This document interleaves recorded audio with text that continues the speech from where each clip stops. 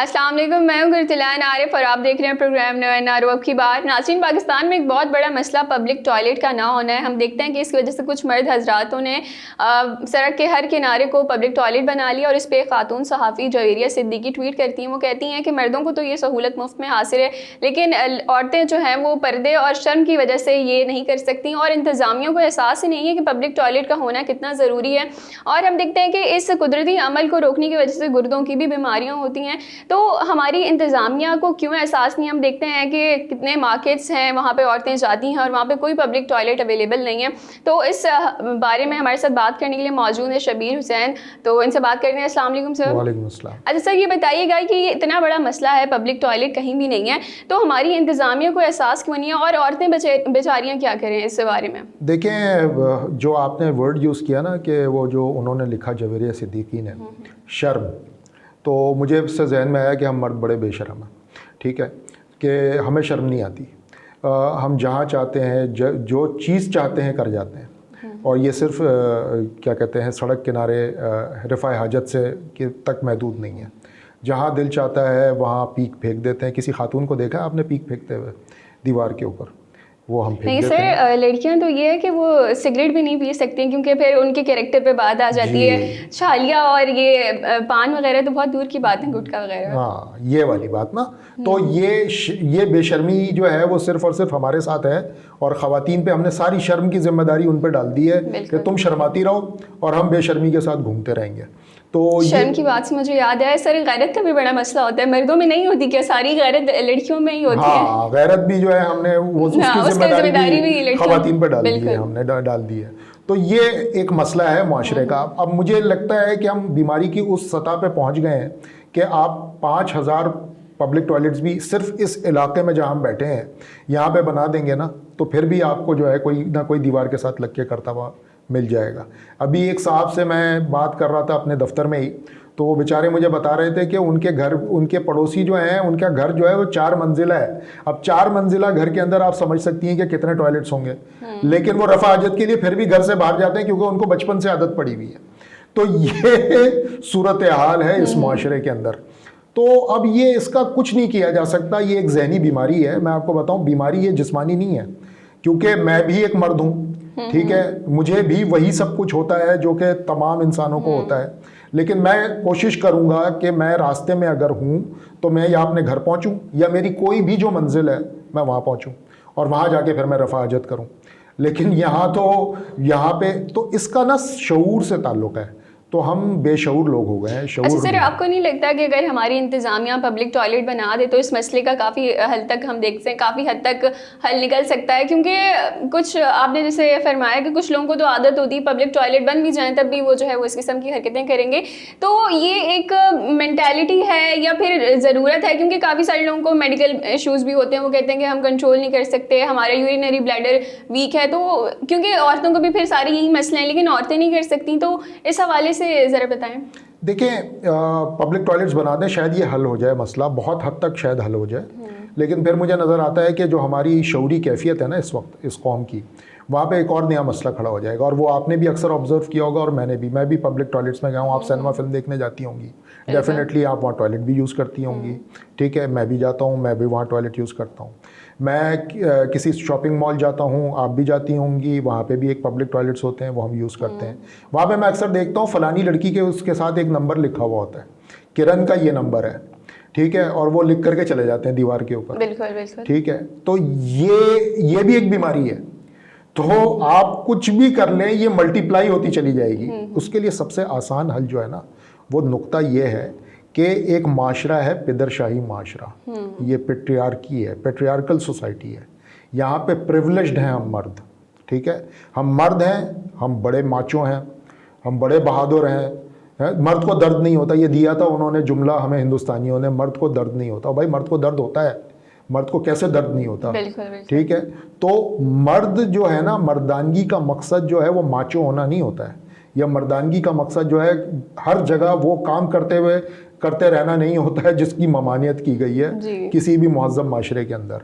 ठीक है ना, लेकिन हमारे यहाँ इसी सारी चीज़ों को मर्दानगी गिना जाता है। सर हम देखते हैं कि ये जिस तरह आपने कहा कि मर्दानगी ये नहीं होती कि आप जो है वो एक तो औरतों पे जुल्म करना, हमेशा एरोगेंट होकर रहना, गुस्सा करना। हम देखते हैं कि काफ़ी सारी चीज़ें जेंडर स्टीरियोटाइप में आ जाती हैं कि ये जेंडर स्पेसिफिक कर दी गई हैं कि औरत जो है, स्पेशली हम अगर शादी के बाद की बात करें तो शादी के बाद जी घर संभालना और अपने घर को बचा के रखना औरत की जिम्मेदारी होती है, मर्द चाहे जो भी करे। मतलब अगर किसी लड़की की डिवोर्स हो जाए तो ज़्यादातर एक तो उसकी बेचारी की डिवोर्स हुई और दूसरा उसको ये कहा जाता है कि तुम बर्दाश्त कर ली थी, तुम थोड़ा सा सब्र कर जाती तो तुम्हारा घर बच जाता। तो ये क्या है, क्या मर्द अपना घर नहीं बचा सकता? देखें, घर बसाना भी औरत की जिम्मेदारी इस माशरे में, और घर बचाना भी औरत की जिम्मेदारी, और अगर वो तबाह हो जाए तो भी वो उसकी कसूरवार वो। मैं तो एक सिंपल बात जानता हूँ कि मैंने शादी की, मैंने लड़की नहीं देखी जा कर के घर पर, ठीक है, इसलिए कि मैं क्या देखूँ उसे, इंसान की बच्ची ही होगी, हाँ, जिससे शादी की जा रही है मेरी। मुझे पता चला कि वो पढ़ी लिखी है, बहुत अच्छी बात है, पढ़ी लिखी है, ठीक है, अच्छी सूरत की है, जाहिर है मिस यूनिवर्स तो मुझे चाहिए भी नहीं थी और मुझे मिलती भी नहीं, तो वो ठीक है, वो सही है, वो मेरी माँ ने मुझे बताया, मैंने तस्वीर देख ली, समझ आ गई मुझे बात।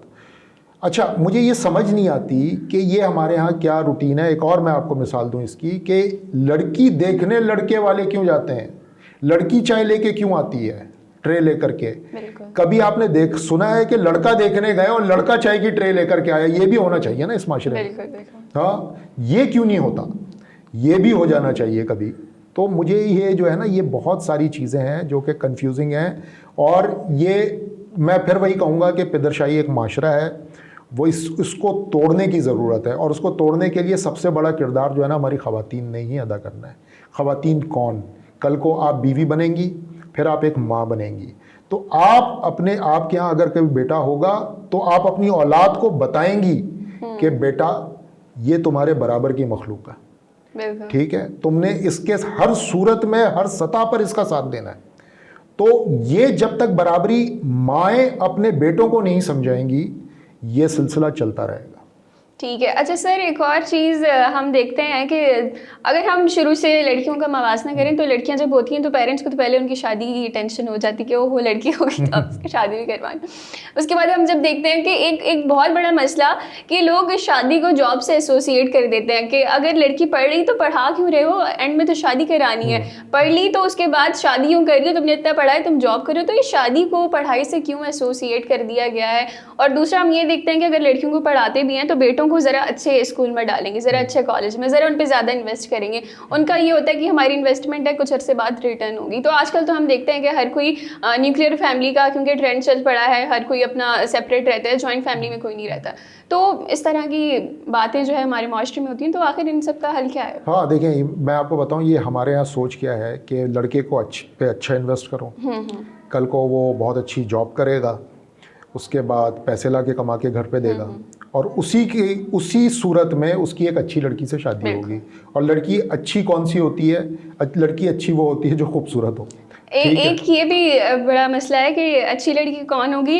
वो होगी जो पढ़ी लिखी भी हो, मास्टर्स तो किया ही हो, ठीक है, उसके बाद खूबसूरत भी हो, खूबसूरती में भी उसके बाल सिल्की हो, कलर उसका फेयर हो, काली नहीं होनी चाहिए, क्योंकि हमारे बेटे के साथ नहीं चाहिए। बेटा भले जैसा हो लेकिन लड़की खूबसूरत होनी चाहिए, और एमए लड़की चाहिए। और ये मैं आपको इंटरप्ट कर रहा हूँ, एमए लड़की चाहिए और कम उम्र चाहिए। भाई जिसने एमए किया वो कम उम्र कैसे होगी? बिल्कुल बिल्कुल, 20 से छोटी छोटी लड़कियां उनको चाहिए, 20 से कम उम्र की लड़कियां। उसके बाद घर के भी सारे काम आते हैं उनको, घर के काम नहीं किए तो उसमें भी मसला। बिल्कुल ऐसे ही है। देखें, ये हर चीज़ में इश्यूज हैं, ये एक सिलसिला चलता आ रहा है। वैसे इसको अगर हम डिग आउट करना जाए तो बहुत पीछे तक जाना पड़ेगा और वो कंट्रोवर्शियल हो जाएगा, वो कभी हम ऑफ रिकॉर्ड बात कर लेंगे उसके बारे में बैठ करके, ठीक है। लेकिन यहाँ पर ये मसला है।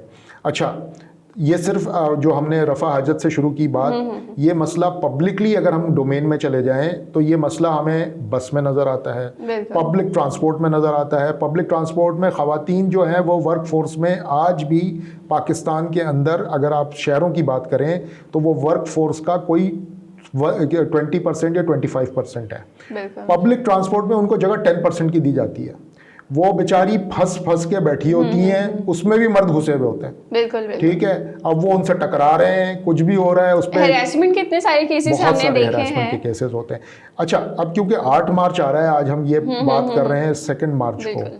8 मार्च को मुझे दुख ये होता है कि ये औरत मार्च का जो सारा एजेंडा है उसमें ये सारी चीज़ें क्यों नहीं मौजूद कि पब्लिक ट्रांसपोर्ट में मुसावी नशिस्त होनी चाहिए ख़वातीन के लिए। ख़वातीन के लिए पब्लिक ट्रांसपोर्ट होना चाहिए। मर्दों को खुलेआम पेशाब करने से मना करना चाहिए, उनको रोको, उनको मारो वहीं पकड़ करके जो ये बदतमीजी फैला रहे हैं वहाँ पे।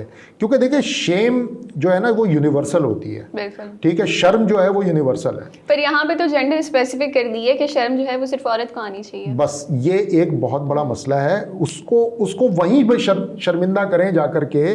जब वो कर रहा हो तो उसको जाके बोलें भाई आपको शर्म नहीं आ रही, आप नंगे बैठे हैं। आप एक पब्लिक प्लेस के ऊपर वो अपने ऑर्गन्स लेकर के बाहर बैठे हुए हैं जो कि वैसे ही शेम के जुमरे में आते हैं, तो आप क्या कर रहे हैं? ये तो ये करना चाहिए, कोई मोरल पुलिसिंग होनी चाहिए। मैं आपको बताऊं, जो बताए इनको मर्दों को, मैं ख़वातीन के लिए मोरल, हम सारी मोरालिटीज तो औरत पे लाद दी है ना हमने, हमें इन मर्दों के लिए कोई मोरल पुलिस बनानी चाहिए कि भाई कुछ मोरालिटी सीखो कि होता क्या है, करना क्या होता है ज़िंदगी में। सर कुछ मुझे लगता है गलतियाँ हमारी माओं की भी होती हैं, क्योंकि वो बचपन से बेटों को इतना लाड करती हैं, इतना कहती हैं कि बस कि हमारा बेटा है, ये कुछ भी कर रहा है इसको करने दो, ये बाहर जा रहा है, लेट वापस आ रहे नहीं पूछेंगी कि कहाँ गए थे, ये पैसे तुम्हारे पास कहाँ से आए हैं, या फिर उसका जो दिल चाहते हैं वो करे। वो उसकी 10 गर्लफ्रेंड्स हैं तो उसकी भले वो लड़का है उसकी हो सकती हैं, पर लड़कियाँ किसी से बात ना करें।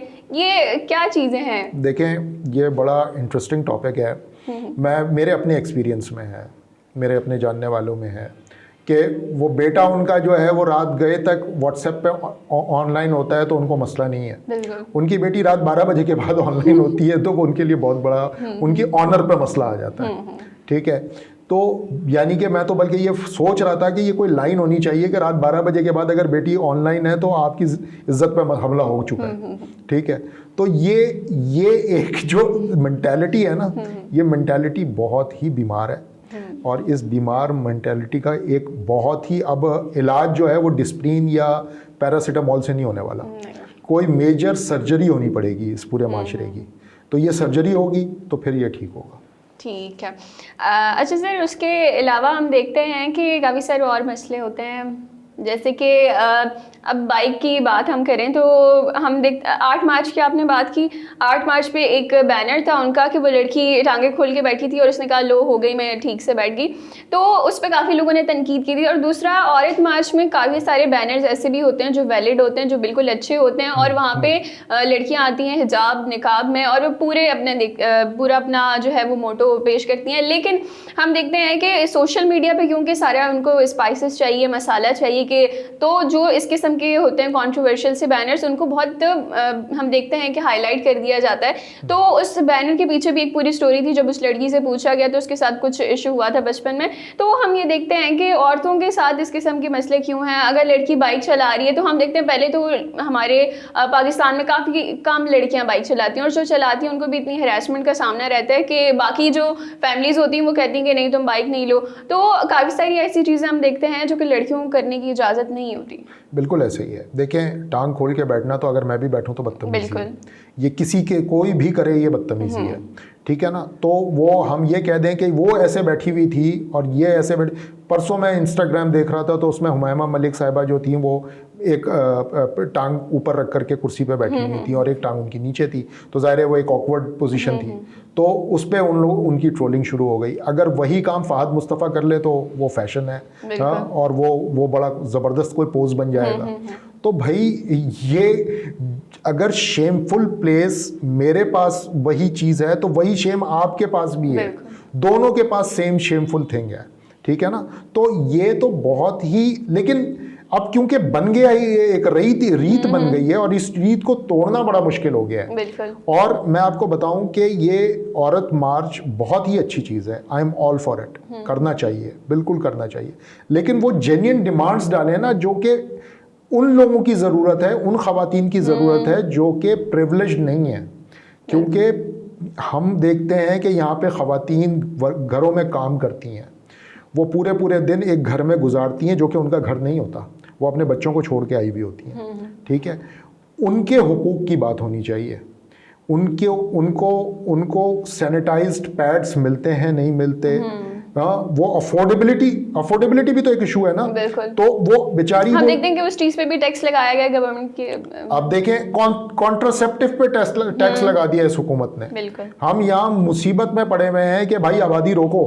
हाँ, अब उन्होंने कॉन्डम्स जो है वो महंगे कर दिए हैं, अब वो गरीब तो खरीद ही नहीं सकता, और जब वो नहीं खरीदेगा तो बच्चे शुरू हो जाएंगे पैदा। तो अब क्या करें? तो हमारी स्टेट को ये रियलाइज़ करना चाहिए कि भाई, अच्छा इसी के साथ अब मुझे वो कॉन्ट्रासेप्टिव से याद आया कि जी बेटा नहीं हो रहा तो वो बेटी की लाइन लगा दी उन्होंने, ठीक है। और दूसरा ये कि लड़का पैदा होगा तो वो घर संभालेगा और वो खिलाएगा माँ बाप को, बुढ़ापे में उनकी खिदमत करेगा, उसकी बीवी आएगी वो बेचारी करेगी। नहीं सर, आजकल तो ऐसे कुछ नहीं है। आजकल तो हम देखते हैं कि जो बेटियां होती हैं वो अपने बूढ़े माँ बाप को संभाल रही होती हैं, वो आके उनकी केयर करती हैं, क्योंकि दूसरे घर से जो लड़की आई होती है वो तो उसका यही कहना होता है कि मैं इनको कैसे संभालूं, मैं इनको किस तरह से साफ करूं, क्योंकि वो जाहिर सी बात है, एक वो कहती है कि नहीं मैं नहीं कर सकती, मैं तो अपने पेरेंट्स का ही करूंगी। तो हम देखते हैं कि आजकल तो लड़कियां जो है वो लड़कों से ज़्यादा बढ़ के अपने पेरेंट्स को संभालती हैं। बिल्कुल ऐसा है। तो हमें ना एक ओवरऑल एक एजेंडा बनाना चाहिए, एक मैनिफेस्टो होना चाहिए। औरत मार्च का मैनिफेस्टो बहुत अच्छा है, ठीक है, 12 पॉइंट्स हैं उसके, आपने भी पढ़े हैं, ठीक है। लेकिन हमें उस मैनिफेस्टो में एक दो चीज़ें अमेंड करनी चाहिए। मिसाल के तौर पे कि ख़वातीन जो बड़ी बूढ़ियाँ हैं हमारे घर में, हमारी माएँ, हमारी बीवियाँ, जो कि फ्यूचर का जनरेशन तैयार कर रही हैं, मुस्तकबिल की एक पूरी पौध तैयार कर रही हैं, उनको एजुकेट करने की ज़रूरत है कि भाई आप अपने लड़कों को एजुकेट करें कि वो औरतों को मुसावी समझें। एक तो ये जिम्मेदारी है। दूसरी जो पब्लिक डोमेन की चीज़ें हैं ना, कि पब्लिक टॉयलेट होना चाहिए, फिर पब्लिक टॉयलेट है तो उसको वॉचफुल होना चाहिए उसके ऊपर, कि वहाँ जो मैंने आपको बताया कि कोई किरण का नंबर लिख के चला जाता है, कोई कमल का नंबर लिख के चला जाता है, और उस पर अजीबोगरीब एक तस्वीर भी बनी हुई होती है। तो वो सारी चीज़ें जो हैं वो उसको भी कंट्रोल करने के लिए कुछ होना। तो ख़वातीन के लिए मोरल पुलिसिंग की ज़रूरत नहीं है इस मुल्क में। इस मुल्क में मर्दों के लिए मोरल पुलिसिंग की ज़रूरत है। इनको मोरली जो है ना बाउंड करें कि भाई आप एक कोड के अंदर रहेंगे, अगर ये कोड ऑफ कंडक्ट तोड़ेंगे तो आप पेनलाइज होंगे, आपको जेल में डाल दिया जाएगा। ठीक है। अच्छा सर, उसके अलावा हम देखते हैं कि एक और इशू आता है, वो ये कि लड़कियों को इक्वल पे नहीं मिलती है। तो वर्क प्लेसेस पे जो हरासमेंट के हम केसेस देखते हैं वो तो होते ही हैं, उसके अलावा उनको पे भी इक्वल नहीं मिलती है। हम समझते हैं कि शुरू से उन्हें वीक जेंडर समझा जाता है, उनको समझा जाता है कि ये जो लीडरशिप की चीज़ें होती हैं, जॉब्स होती हैं, वो अच्छे से नहीं कर सकेंगी। और दूसरा ये कि इनके तो हस्बैंड होंगे, वो भी इनको पे करते होंगे, तो उनको थोड़ी सी कम पे करनी चाहिए। ये हमारा बड़ा डायलेमा है। इस मुल्क में तो ख़ास तौर पे ये नहीं होना चाहिए था, क्योंकि दुनिया का वाहिद इस्लामी मुल्क है जिसने फीमेल प्राइम मिनिस्टर इलेक्ट की थी, और एक मरतबा नहीं 2 मरतबा इलेक्ट की थी, ठीक है। तो ये हमारा डायलेमा है कि हम बेनज़ीर भुट्टो जैसी खातून को वज़ीर आज़म बनाने के बावजूद, और हम मरियम नवाज़ को लीडर मानने के बावजूद, हम मलाला को ग्लोबल स्टेज के ऊपर एजुकेशन की चैम्पियन मनवाने के बावजूद हम इस इन्फीरियरिटी कॉम्प्लेक्स का शिकार हैं कि हमारी ख़वातीन बार बार ये प्रूव करती हैं कि वो मर्दों से बराबर क्या कई मामलात में बहुत आगे हैं, ठीक है। मकबूलियत में आपको क्या लगता है कि आज के दौर में कराची पाकिस्तान में मकबूलियत के एतबार से क्या मरियम नवाज़ इमरान खान से कम है? नहीं है ना। तो मरियम नवाज़ एक खातून होते हुए भी एक मर्द के साथ मुकाबला कर रही हैं सियासत के मैदान में। इसी तरह बेनज़ीर भुट्टो मरने के बावजूद पॉपुलर लीडर हैं एक बहुत बड़े तबके के नज़र में। मैं उनको समझता हूं कि she was one of the finest leader Pakistan had produced. तो हमें ये तो हमारा डायलेमा है। ये तो हमें जो है ना इसके ऊपर रो मरना चाहिए कि भाई इतनी ज़बरदस्त ख़वातीन पैदा करने के बावजूद हम ख़वातीन को इन्फीरियर समझते हैं। बिल्कुल, ये इन्फीरियर भी समझते हैं, और दूसरा ये भी हो सकता है कि वो एहसास कमतरी में हो। वो हम देखते हैं ज़्यादातर मर्द एहसास कमतरी में होते हैं, वो कहते हैं कहीं औरतें हमसे आगे ना निकल जाए, क्योंकि फिर उनकी जो है वो इज़्ज़त नफ्स पे बात आ जाती है, उनकी ईगो पे बात आ जाती है। वो देखें, ये वही वाली बात जो मैंने शुरू में की कि मर्द बड़ा मैचो है। वो बेचारा जो है ना वो समझता है उसने दुनिया अपने कंधे पे उठाई हुई है, ठीक है। और औरत को तो वो कुछ समझता ही नहीं। औरत उससे आगे कैसे निकल गई। मिसाल के मैं आपको एक बात बताऊं, मैं अपने एक दोस्त के साथ एक लॉन्ग ड्राइव पे था, तो वो खातून बड़ी तेज़ी से गाड़ी चलाती हुई चली गई, तो उसने एक्सीलेटर दबा दिया। मैंने कहा क्या कर रहे हो? कह रही ये मुझसे आगे कैसे निकली। मैंने कहा यार ये तुमसे आगे की तो गाड़ी के एक्सीलेटर पे पैर ही रखना है, उसने कौन सा सर पे उठा के भाग रही है। तो बेसिकली ये मेंटालिटी है। This mentality goes with everything. आप ऊपर से शुरू करें, नीचे तक आएँ, कोई भी सब्जेक्ट होगा ना, उसमें जो मस्कुलिनिटी का फैक्टर होगा ना, उस पर टेक मार्क करना पड़ेगा उस बॉक्स के ऊपर आपको कि भाई यहाँ पे भी मर्द आगे, यहाँ पे भी चाहता है आगे, यहाँ पे भी। मर्दों का तो बस नहीं चल रहा, वो बच्चा पैदा कर लें किसी तरह, ठीक है, वो ये काम भी अपने जिम्मे ले लें कि हम कर लेते हैं भाई, तो वो उनसे हो नहीं पा रहा। तो इसलिए इसका क्या किया जा सकता है? जी सर, बिल्कुल ठीक कहा आपने। और हमारे माशरे में इस चीज़ की सख्त ज़रूरत है कि मर्दों को भी इस चीज़ का एहसास हो कि औरतों को इक्वल समझना चाहिए, उनको इक्वल राइट्स प्रोवाइड करने चाहिए। और ये जितनी भी बातें हमने डिस्कस की हैं, औरत मार्ग का जो मैनिफेस्टो आया है उसमें भी ये सारी चीज़ें होनी चाहिए थी, ये सारे पॉइंट्स होने चाहिए थे कि औरतों को बसेस में इक्वल स्पेस मिले, जो पब्लिक बसेज हैं, पब्लिक टॉयलेट्स होने चाहिए थे। तो काफ़ी सारी औरत मार्च का मैनिफेस्टो ओवरऑल तो अच्छा था, लेकिन कुछ चीज़ें इस पर मिसिंग थी जो कि होनी चाहिए थी। तो नाज़रीन, आज के प्रोग्राम में इतना ही, फिर हाजिर होंगे नए प्रोग्राम के साथ अल्लाह ने के बाद।